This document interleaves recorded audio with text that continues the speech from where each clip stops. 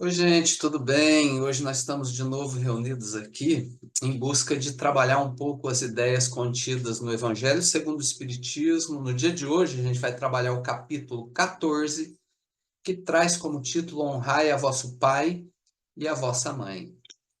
Esse capítulo, ele começa com duas citações bíblicas e o próprio título é, na verdade, um trecho de todas as duas, das quais a gente vai citar a mais antiga, que está contida no livro de Êxodo, capítulo 20, versículo 12, que diz assim, ó, honrai a vosso pai e a vossa mãe, para que, aí vem duas traduções, tenhas vida longa na terra, e numa segunda tradução, teus dias se prolonguem na terra. E a gente fez questão de trazer essas duas, por quê? Porque elas têm um conteúdo simbólico bem interessante para a gente analisar. E ele conclui que te dá o Senhor teu Deus. Então, de novo, honrai vosso pai e vossa mãe, para que tenhas vida longa na terra, ou para que teus dias se prolonguem na terra, que te dá o Senhor teu Deus. E essas palavras, vida e dias, elas nos oferecem dois sentidos de interpretação, um literal e outro simbólico. E quando a gente se aprofunda, se propõe a leitura de textos evangélicos, seja do Velho ou do Novo Testamento, é sempre importante a gente buscar uma análise mais aprofundada e não ficar somente na literalidade. Por quê? Porque esses textos eles trazem uma riqueza muito grande na linha da simbologia, na linha arquetípica, mitológica, em ideias psicológicas. Então, esses textos eles não se limitam à literalidade, eles vão muito além disso. E é nesse sentido que nós vamos mergulhar, então, para buscar esses sentidos da ideia de ter vida longa e ter dias prolongados sobre a Terra, né? Então, a gente começa com a ideia do dia. O dia, literal, a palavra significa de forma literal o ciclo dia-noite, ou seja, uma referência a tempo, né? Nesse sentido, nós temos a ideia de viver mais. A vida, no sentido literal, ela representa o tempo em que a organização física, ou seja, o corpo, está funcionando. Então, vida longa na Terra, no sentido literal, significa também viver mais. Então, nesse ponto de vista, honrar ao pai e à mãe significa viver mais na Terra, permanecer encarnado por um período maior de tempo, né, na Terra que te dá o Senhor teu Deus. No entanto, o sentido simbólico dessas duas palavras é muito mais profundo. E penso eu que quando elas foram compostas nesse sentido, né? Porque a ideia de viver mais na Terra ela é muito vazia, né? Tem pessoas que vivem até os 90, 80, 60, pessoas que desencarnam com poucos anos, pessoas que nem chegam a nascer, desencarnam ainda no útero da mãe. Então, mas essa é uma relação é, é, é, esvaziada se comparada à ideia filosófica das duas palavras. Porque, simbolicamente, a ideia do dia. Dia é uma representação de luz. Seu contraponto seria a noite, escuridão. Então, é a ideia luz-escuridão. E essa ideia de dia mais longo, ele indica, então, mais luz. Ela não é temporal, né? Essa ideia de mais luz, ela se enquadra no mundo moral. Então, percebam como já mudou completamente, né? Porque um mundo moral iluminado conduz a um ser humano iluminado. Perceberam? Mas ela se enquadra também ao mundo emocional. Então, o mundo emocional iluminado é um mundo rico em alegria. É um mundo rico em equilíbrio. É um mundo rico em paz. Enquanto um mundo emocional mergulhado na escuridão, percebam com grande diferença. Da mesma maneira, quando a gente leva para esse símbolo para a vertente material, estamos trabalhando a ideia filosófica de luz no campo material. Ela vai significar viver melhor, né? Um mundo material iluminado, abençoado, significa um mundo material mais próspero. Enquanto um mundo material mergulhado na escuridão, nas trevas, significa carência, ausência, falta. Então percebam que em todos os sentidos, essa é uma referência. A ideia da luz refere-se a uma vida melhor, a uma vida mais plena, e não simplesmente a viver mais. Da mesma maneira, quando a gente analisa a ideia da vida, né, para que tenhas vida longa na terra, aí a gente tem uma riqueza ainda maior do que a ideia do dia e da noite, filosoficamente refletindo, porque o próprio Cristo usa muito dessa simbologia, né, ao longo dos seus ensinamentos. Ele vai dizer: eu vim para que tenha vida, mas vida em abundância. Opa, peraí.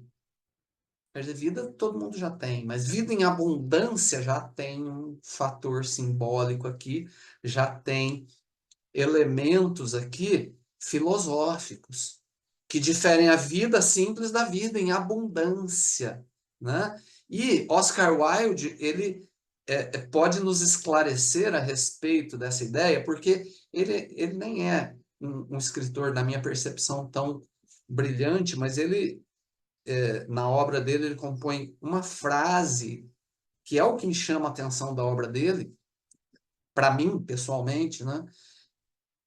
Mas que é uma frase tão grande que me marcou e eu carrego ela comigo. Que ele diz assim: viver é a coisa mais rara do mundo, a maioria das pessoas simplesmente existe. Então aqui a gente tem uma ideia de vida, existência e vida em abundância, algo raro que ele nos apresenta, né? Então, para a gente compreender o que Oscar Wilde e mais o que o Cristo nos oferece com essa ideia da vida em abundância, basta refletir no mundo que nos cerca, né? Porque a ideia de existência, ela não requer sequer o ânima, sequer a vida. Porque se você olhar para uma cadeira, ela existe. Ela está ali, existe. Então, essa vida simples, que não é uma vida em abundância, ela pode estar limitada à ideia de existência, de existir, de estar ali. E a ideia dessa vida em abundância, como algo raro, é uma capacidade que vai muito além de um coração batendo. Então é disso que se trata o trecho que nos oferece, por exemplo, o Cristo, narrado por João no seu Evangelho, no capítulo 8, versículo 12, quando ele fala assim: eu sou a luz do mundo, quem me segue, de modo algum andará em trevas. Aí, novamente, trabalhando a ideia da luz de forma simbólica, né? E das trevas também de forma simbólica. Então, em todos esses sentidos, filosoficamente, tanto a luz quanto a vida representam uma vida mais plena, uma vida mais ampla, uma vida em abundância. E até aqui a gente conseguiu descobrir que honrar os pais é o segredo para viver melhor. Mas Emmanuel lança novas luzes a esse tema no capítulo 38 do livro da Esperança, cujo título ele coloca Credores no Lar. Vamos ouvi-lo. Emmanuel, então, nos informa que no devotamento dos pais, todos os filhos são joias de luz. Primeiro parágrafo do texto dele. No devotamento dos pais, todos os filhos são joias de luz. E percebamos que na citação que fizemos há pouco, o Cristo ele se define como luz do mundo. E Emmanuel define agora os filhos como luz do lar, cuja simbologia permanece no significado de vida iluminada, de viver melhor. E agora com os filhos. Eles cumprem esse papel de tornar a nossa vida abençoada, iluminada, tornar a nossa uma vida melhor do que era antes deles. Mas segue Emmanuel dizendo assim: entretanto, para que compreenda certos antagonismos que te afligem no lar, é preciso que saibas que. E aqui a gente vai fazer uma pausa antes que ele explique o que é preciso que nós saibamos, porque nesse fragmento do parágrafo parece existir um antagonismo, uma oposição de ideias. Porque Emmanuel fala primeiro que o filho é a joia de luz, mas logo depois ele fala que há antagonismos nessa relação, a oposição, né? E nós temos a luz e oposição ao mesmo tempo, parece complicado de entender, né? Claro, a gente cortou o parágrafo no meio, porque Emmanuel vai explicar esses detalhes, mas é interessante a gente entender que Emmanuel narra uma realidade aqui das famílias, isso a gente já sabe, a gente vive isso no nosso dia a dia. E aqui, Emmanuel usa a relação pai e filho como um exemplo, mas essa relação, ela abrange a relação pai-filho, a relação filho-pai, a relação irmão-irmão, a relação pai-tio, a relação amigo-amigo, ela abrange todas as relações humanas. Emmanuel tira um fragmento de relação que refere-se ao próximo mais próximo. É o próximo que está mais perto, mais próximo de nós, né? Mas todo aquele que transita, que orbita em nossa vida, também é nosso próximo. Então, esses valores que Emmanuel vai pregar nessa relação pai-filho, ela se estende por todas as nossas relações sociais, com todas as pessoas que orbitam a nossa vida. Então, isso é importante a gente entender. Por quê? Porque esses elementos, esse aparente antagonismo, mas essa ideia de joia de luz vale para todos aqueles que orbitam, que se acercam de nós, porque nos são necessários, assim como os filhos nos foram necessários. Então, dito isso, vamos seguir, porque é Emmanuel quem vai nos explicar esse aparente antagonismo, essa aparente contrariedade, né? Ele dirá na sequência assim: é preciso que saibas que entre os filhos companheiros que te apoiam a alma, surgem os filhos credores, alcançando-te a vida por instrumentos de feição, quer dizer, de forma, de característica diferente. Então ele estabelece duas modalidades de luz, os dois são luz, prestemos atenção, e de novo, vou narrar outra vez, não é só para o filho, é para o vizinho, para o colega, para o patrão, para o irmão, para o tio, enfim, para todos os campos da nossa relação, a gente vai ter essas duas modalidades de luz na nossa vida, né? E ele então atribui a um a ideia de filho companheiro, irmão companheiro, pai companheiro, avô companheiro, amigo companheiro, patrão companheiro. Qual característica desse ser? Ele doa a sua luz. Ele doa aquilo que ele tem em benefício de mim. Então ele ilumina, doa luz. O papel é esse na minha vida. Ele é doador, ele é iluminador. E a ideia da luz continua a mesma, vida melhor. Então esse é um ser que torna a minha vida melhor. Opera sempre a nível exterior, gente. Isso é importante entender. Por quê? Porque ele apoia, ele ampara, ele sustenta a minha encarnação de fora. Ele dá aquilo que ele tem, não produz nada em mim. Cria facilidades para mim. É necessário, né? E aí, Emmanuel apresenta a ideia do filho credor. Credor é pessoa a quem se deve. Então, ele me deu alguma coisa e agora está vindo para requerer aquilo que me foi dado. Então, ele, diferente do filho companheiro, do pai companheiro, do irmão companheiro. E eu estou reforçando bem essa ideia para a gente compreender que não é só sobre pai e filho, mãe e filho. É sobre o mundo que nos cerca. Isso é fundamental, porque isso expande a possibilidade dessas ferramentas que Emmanuel lança para nós, tá? Então, Enquanto o filho companheiro doa sua luz, o filho credor, ele requisita luz, ele pede luz. E esse é o verdadeiro instrutor. Por quê? Porque ele irá operar a nível interior, enquanto o outro opera a nível exterior, doando o que tem, facilitando a minha jornada, porque eu tenho mérito para isso. Esse requer instrumentação minha. E se eu não tiver, terei que construir. Daí ele é instrutor. Ele opera nesse nível interior para que se reduza a escuridão, para que se reduza a ignorância íntima em mim. Essa é a proposta da lei com os filhos credores. E percebam, é sempre sobre luz. Um doa, o outro requer. É por isso que com filhos credores nós teremos uma sensação de incômodo. Porque, ainda que não tenhamos luz, teremos que construí-la em nós para oferecer.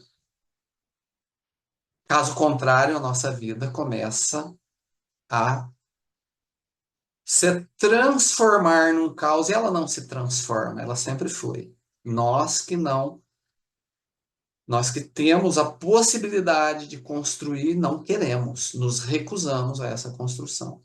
Emmanuel segue nas explicações dizendo-nos: subtraindo-te aos choques de caráter negativo no reencontro, preceitua a eterna bondade da justiça, quer dizer, determina, ordena essa eterna bondade da justiça, que a reencarnação funcione, reconduzindo-os à tua presença. Reconduzindo quem? O filho?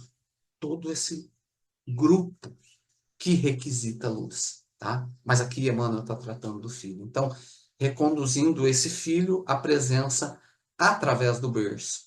Olha que coisa bacana que ele nos oferece. A reencarnação, esse que é um instrumento da justiça divina, pura misericórdia de Deus, viabiliza o reencontro entre credor e devedor, e a bondade da justiça elimina o choque negativo que ia ter ali. Por quê? Porque o credor que quer receber ia chegar e falar: pô, meu, vamos lá, me paga aí. Não, não acontece assim. E nesse ponto, Emmanuel resume de uma forma muito poética, como é costumeiro dele, as fases do amadurecimento do espírito reencarnado ao longo da infância, depois da adolescência, onde as parcelas de pagamento vão sendo devidas, né? E qual o objetivo da infância? Receber luz. Emmanuel nos dirá: chegam frágeis e emudecidos, calados, né? Para que lhes ensine a palavra de apaziguamento e brandura. Essa palavra que eu ensino é que depois vai me beneficiar. Perceba, eu como pai, eu como amigo, eu como marido, eu como irmão,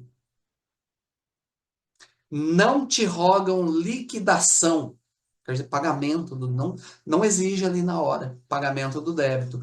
E sim, procuram-te o colo para a nova fase de entendimento, para que se estabeleçam laços de amor e afetividade. Respiram-lhe o hálito e escoram-se em tuas mãos para que a transfiguração, quer dizer, a transformação do próprio destino. É um destino que, se fosse ali a ferro e fogo, né, seria assim: pago o que me deve, de forma seca e brutal. Não, aqui não. Aqui a lei pretende a transformação desse destino seco e duro em algo rico e amoroso, né? Numa construção íntima. É essa construção que eu vou oferecer, e geralmente nenhum dos dois tem.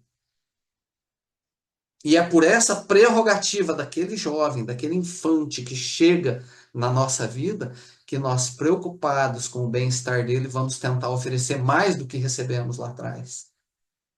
Ao menos esse é o propósito da reencarnação, segundo nos narra Emmanuel aqui, né? E aí ele passa a narrar os objetivos da adolescência: produzir luz, transformar. E aí começa realmente um desafio de forma mais densa, mais plena. Porque Emmanuel nos dirá assim: passam o tempo à condição de examinadores constantes da tua estrada. Governam-te os impulsos, fiscalizando-te os gestos, observando-te as companhias e exigem-te as horas. À medida que se desenvolvem no conhecimento superior, transformam-se em inspetores intransigentes. Intransigentes é intolerantes.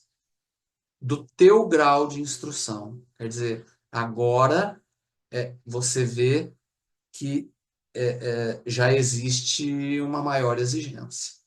Esse espírito já acessou de forma inconsciente ainda, mas já acessou esse débito e começa a atuar como um fiscal da nossa vida. E qual pai nunca percebeu isso? Isso é tão claro, isso a própria psicologia ela nos apresenta essa questão. E nós teremos então que desenvolver em nós novos instrumentos, se na infância fomos produzindo um conjunto de ferramentas para lidar com aquele ser desprovido de capacidade de se defender, agora nós estamos produzindo outras ferramentas que nos enriquecerão, não só a nós, mas ao grupo. É com essas ferramentas que o grupo se tornará cada vez mais e mais coeso. Mas produzi-las, todos nós sabemos que é extremamente trabalhoso. A proposta da nossa encarnação é extremamente trabalhosa. E daí vem esses seres que são grandes instrutores, os mais valiosos. Aqueles filhos companheiros que doam luz estão lá só para facilitar a nossa jornada. Nada produziremos, a não ser que observemos os passos e passemos a copiá-los. Mas desses segundos filhos credores, será necessário produzirmos ferramenta. Eles nos impulsionarão, ainda que não queiramos, a algum nível de crescimento. Então, são muito mais valiosos. E aí, Emmanuel muda de assunto, concentrando-se no devedor agora, e em seu papel nesse reencontro.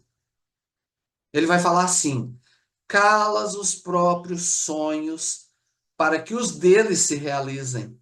Nossa, e como a gente se identifica, né? Essa ideia de calar o próprio sonho para que o sonho do filho possa se realizar. Eu penso que todo pai minimamente consciente tem, assim, essa experiência de forma abundante, né? Ele segue dizendo assim: apagas-te pouco a pouco para que fulgem, para que brilhem em seu lugar. Olha só, o aprendizado, abrir mão de si mesmo em prol desse ser que chegou. Recebem as dores que te impõe a alma com um sorriso nos lábios, conquanto te amarfanhem, quer dizer, te amarrotem o coração. E o coração não é o músculo cardíaco, é o mundo dos nossos sentimentos, né? Então a gente vai aprender a trabalhar com esse sentimento de contrariedade. Vai aprender a receber muitas vezes essa ingratidão com um sorriso nos lábios. Segue Emmanuel dizendo: e nunca possuis o bastante para brilhantar-lhes a existência. Nunca é suficiente. De vez que tudo lhes dás de ti mesmo, sem faturas de serviço, sem notas de pagamento. Olha só o produto desse filho credor na nossa vida. Que bênção, que crescimento.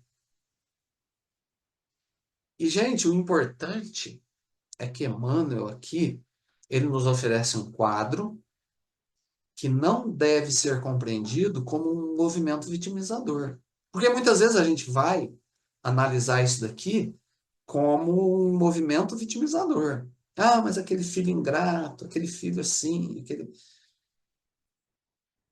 Notem que isso é exatamente o que a lei de justiça propicia nessa reunião entre credores e devedores.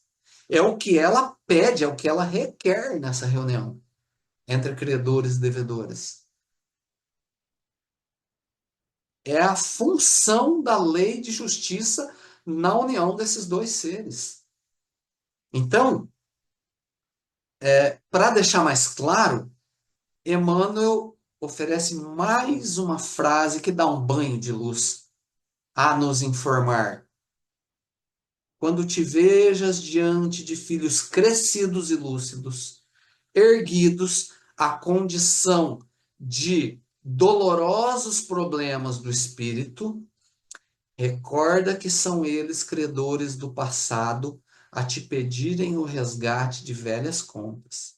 Então, esse parágrafo requer que a gente pare um pouco, pela grandeza dele. Então, percebam, quando te vejas diante de filhos crescidos, na literalidade é um filho adulto, mas vai muito além. Porque um filho crescido, se você analisar filosoficamente essa ideia é a ideia de evolução, crescimento, no sentido de evolução. Então, esse filho, ele cresceu, ele evoluiu, ele mudou, ele se modificou. E a ideia de lucidez, da mesma maneira, é a ideia de uma expansão de consciência, uma capacidade de interpretar o mundo de uma forma mais ampla, mais densa, mais completa. Essa é a lucidez. A ideia de um filho erguido, o que é o contrário de erguido? É caído. Tem uma parábola, a do bom samaritano, que fala do homem caído. E aqui nós temos a ideia de erguido. Quer dizer, quem ergueu, senão os pais? Então tem todo um trabalho aqui por trás dessas três ideias, tanto do crescimento, quanto da lucidez, quanto da elevação, do erguimento, do soerguimento, aonde os pais tiveram um papel preponderante, foram auxiliares. E para cumprir essa tarefa, tiveram que construir em si mesmo esses elementos. Porque lembre-se que antes eram devedores. Ou seja, estavam abaixo desse nível. Se eu tenho um credor e um devedor, o devedor é aquilo que apanha empréstimo. Porque não tem. E se agora eu pago com crescimento, com lucidez, eu construí. Não é dinheiro. São tesouros que a traça não rói, o ladrão não rouba, que foram construídos primeiro em mim para eu oferecer. Ninguém dá o que não tem. Perceberam? E ele fala a condição de dolorosos problemas de espírito. Dolorosos problemas de espírito, o que é isso? Esse é todo o quadro anterior que ele já desenvolveu. Apagas-te, pouco a pouco, para que brilhem. Recebem as dores que te impõem com um sorriso nos lábios. Isso teve que ser construído, são os dolorosos problemas do espírito. Isso é uma capacidade que foi desenvolvida e que só aquele ser, nessa condição da benevolência da lei de justiça, teria a capacidade de produzir esse tipo de transformação em nós. Uma transformação produzida em nós que a partir disso é doada a ele desde que nós tenhamos enveredado por essa proposta. E aí, nesse momento, o conselho recorda que são eles credores do passado a te pedirem resgate de velhas contas. Por que que Emmanuel fala isso bem no final? Por que será que Emmanuel deixa esse aspecto para o finalzinho do parágrafo? Emmanuel está narrando aqui o trabalho composto de forma exitosa. Vencemos juntos. Credores e devedores cresceram juntos. em algum nível, viu, gente? Porque a ideia de crescido, quando te vejas diante de filhos crescidos, lúcidos e erguidos, isso não é um fator definitivo. Desde que haja algum crescimento, já houve evolução. Desde que haja algum nível de lucidez, houve melhora. Desde que ele se levante, ainda que um pouco, houve um surgimento. Então, houve êxito na relação. Então, se houve êxito, recorda que esses são credores do passado, a te pedirem resgate de velhas contas. Por quê? Porque se a gente descuidar aquilo que deveria ser motivo de orgulho, alegria pelo trabalho feito, facilmente pode se transformar em mágoa, em vitimização do devedor, que falsamente, nesse modo de pensamento, se atribui a condição de credor. Sim, porque nessa vida, aparentemente, foi credor. Foi o pai que teve que se desdobrar e fazer de tudo. No entanto, do patamar de Emmanuel, não é bem assim.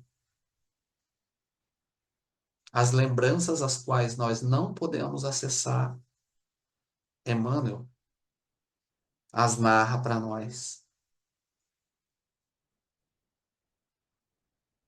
Então, muito cuidado com esses sentimentos de mágoa, de vitimização. Por quê? Porque o simples fato da vitória, essa vitória narrada por Emmanuel, também produz em todas as vidas crescimento, lucidez e sorgimento para todos nós, particularmente para os devedores, que do processo é quem mais vai crescer, é quem mais vai construir. O credor só está recebendo. Perceberam? Emmanuel concluirá dizendo assim, ó, busca auxiliá-los e sustentá-los. Quer dizer, continua no trabalho. Continua no trabalho. Não é isso que os pais fazem em relação aos filhos desde o começo? Auxiliá-los e sustentá-los? No sentido literal e simbólico e filosófico da palavra? Claro que é. Então, busca auxiliá-los e sustentá-los, a continuidade do trabalho, com abnegação e ternura.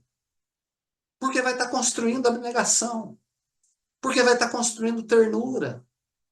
Ainda que isso te custe todos os sacrifícios. Gente, porque ser abnegado por si só já é um sacrifício. Oferecer ternura por si só já é um sacrifício. Mas quando a gente fala em sacrifício, não é o que o Cristo fez no planeta? Durante todo o período que esteve conosco? Ele ensinou o sacrifício. É a proposta da vida. Segue Emmanuel, porque o justo instante que a consciência te afirme tudo haveres efetuado, trabalho íntimo, a própria consciência te afirma que você fez de tudo para enriquecê-los. No dinheiro, não.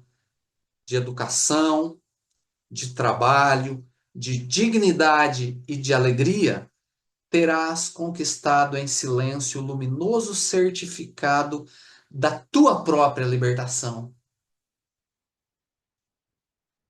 Portanto, o que ele fará com isso, espera-se que também ele cresça, assim como Emmanuel narra aqui, do crescimento daquele espírito, para que nós não voltemos atrás, arraigados na mágoa, arraigados no vitimismo. Então, espera-se que eles cresçam. Mas se não crescerem, isso não é um fator, porque nós crescemos, nós teremos crescido. Então, perante a lei, que espera produção em todas as direções, pelo menos nós teremos atingido esse propósito. E de novo, gente, sempre vale lembrar, não é só sobre pais e filhos. Devedor e credor somos ambos. Ao longo da nossa vida seremos credores e devedores simultaneamente, dependendo da direção que se olhe. Basta ver o grupo social que nos orbita. Nos veremos, então, em ambos os papéis. de uns requisitando, a outros oferecendo. Então, compreendamos que os valores aqui anunciados por Emmanuel não se restringem à relação pai e filho, mas é claro que é ali que é a semente dos nossos valores, né? É onde estão o que ama o teu próximo como a ti mesmo, qual o próximo mais próximo é essa relação, pai e filho.